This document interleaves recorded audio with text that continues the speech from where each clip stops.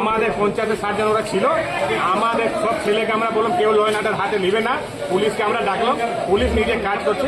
আমাদের দাবি আছে যত লোকের মধ্যে আছে সবাইকে অ্যারেস্ট করা হোক, और ये भवन के इमिडिएटली बंद करा जाए। जब तक तदন্ত হচ্ছে না তাহলে ভবন সিজ থাকবে। এই ভবনটাকে পুলিশকে আমরা বললাম যে আপনি এটা ভবনকে ইমিডিয়েট চালা দেন। এটা কি গোপনীয় ভাবে চলছিল নাকি? হ্যাঁ, এটা গোপনীয় ভাবে চলছে।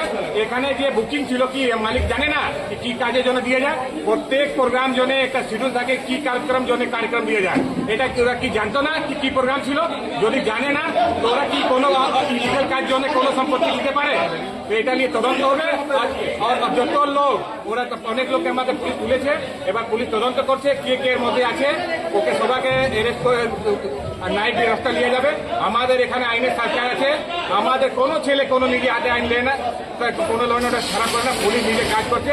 আমাদের এই দাবি তদন্তকে পুরো করতে হবে আর ওই ভবনকে তুরন্ত ইমিডিয়েটলি সিজ করতে হবে। ভবন মালিকের ওপর আপনারা কি কোনো কমপ্লেন করবেন? একদম করবে। কেন ভবন মালিক কেন জানছে না কি এরকম প্রোগ্রাম চলছে? আমরা মালিককে ফোন করছি এখান থেকে, মালিক ফোন তুলছে না। এর পিছনে কি আছে মালিক এসে বলুন। বলছি দাদা, এই ধর্ম পরিবর্তন কোনো প্রলোভন দেখিয়ে হচ্ছিল? যদি তোকে দিয়ে প্রলোভন দিয়েই হচ্ছিল। যদি ওরা নিজে ভালো কাজ করতো তো পালিয়ে কেন গেল? এর পিছনে কি মূল উদ্দেশ্যটা কি মনে করছে? এটা মনোভাব নাকি আমাদের সরকারকে মনোভাবটা খারাপ করছে, এই মাহলটা বিগাড়ছে। এখানে যে 35 বছর আর 14-15 বছর যে সরকার আছে, একটা ভালো যে আবহাওয়া আছে, লোক শান্তিতে বসবাস করছে, এটা মাহলটা বিক্রি করছে। এরা মাহলটা চেঞ্জ করতে বিভিন্নভাবে এরা মাহলটাকে বিগড়তে চাইছে। এরা ল অ্যান্ড অর্ডারকে খারাপ করতে চাইছে। এই জন্য আমরা চাইছি এরা তদন্ত হয়, এটা ভালো করে ইনকোয়ারি হয়।